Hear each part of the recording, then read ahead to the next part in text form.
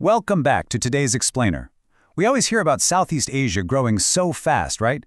You see new office buildings and huge shopping malls going up everywhere. Business is absolutely booming. But what about the normal people working inside those buildings, or the people building those malls? Do they actually see any of this money? Today we're going to focus on just one big point: the hard money reality for average workers. We're going to look past all those bright city lights and see the daily struggle of the working class. Let's jump right in. To start our story, we have to ask a very basic but super important question. If you have an average job in one of these growing cities, do you actually have extra money at the end of the month? You know, the news is always talking about business growth and foreign money coming in, but we really need to look at the normal workers. Can they buy nice things, or are they literally just surviving? Let's look at the simple facts to see their real daily life. Understanding this helps us see the true picture of the economy right now. Section 1. High cost of living. Rent and food take everything. The biggest problem for workers today is that basic daily needs are just really expensive.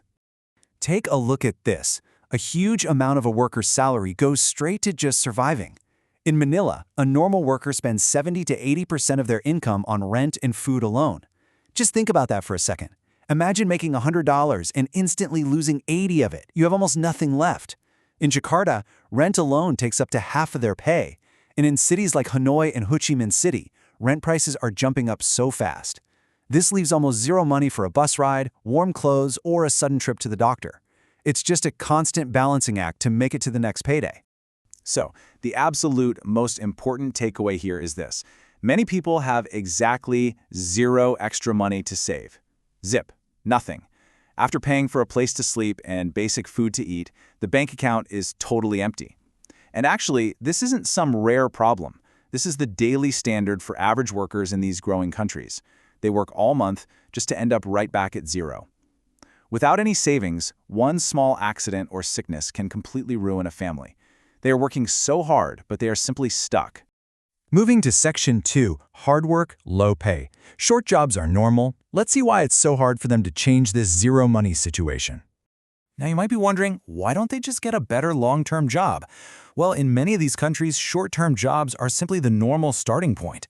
Factory workers in places like Vietnam and Thailand usually only get short contracts for just a few months, so their jobs are never truly safe. Because of this, they can't plan to buy a house or start a family. They literally don't know if they will still have a job next year. It's basically impossible to build a strong future when your income could just stop at any moment. And these workers face a really hard life because everyday costs keep going up, but their pay doesn't change. The price of simple food, like rice, goes up.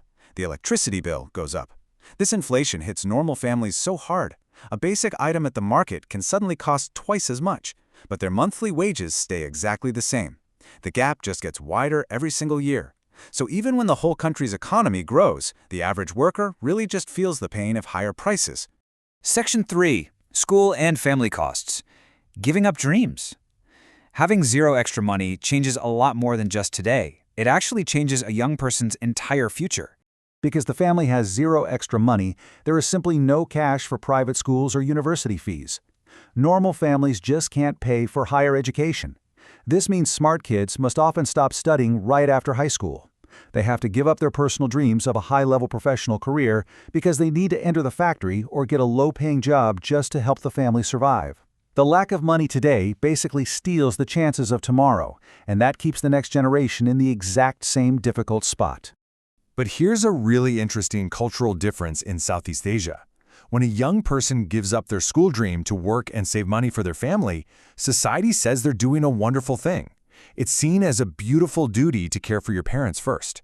People view it as a good, honorable action, definitely not a failure or a lost chance. Family comes way before the individual. And while this limits personal careers, it builds incredibly strong family bonds that help everyone survive hard times together. Section 4. A normal way of life. How people think. Let's look at how local people actually feel about this difficult way of living.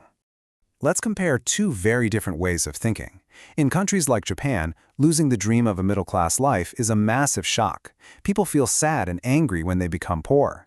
It's treated like a major social crisis. But many people in Southeast Asia accept this hard life as a totally normal reality. They don't feel like they lost something, mostly because this tight money situation has always been the standard for them. They're just used to living with less. It's simply the way the world works for them.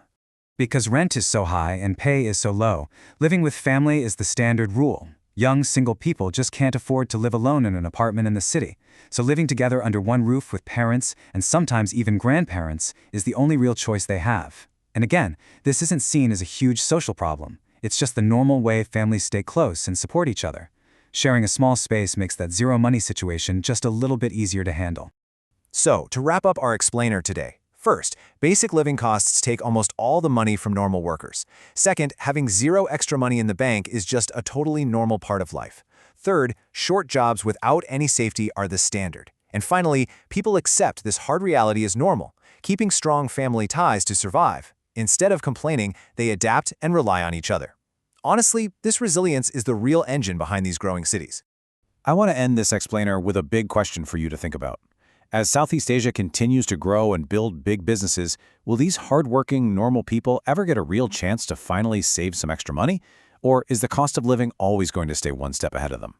Thank you so much for joining me to look at this important situation. Keep learning, and we'll see you next time.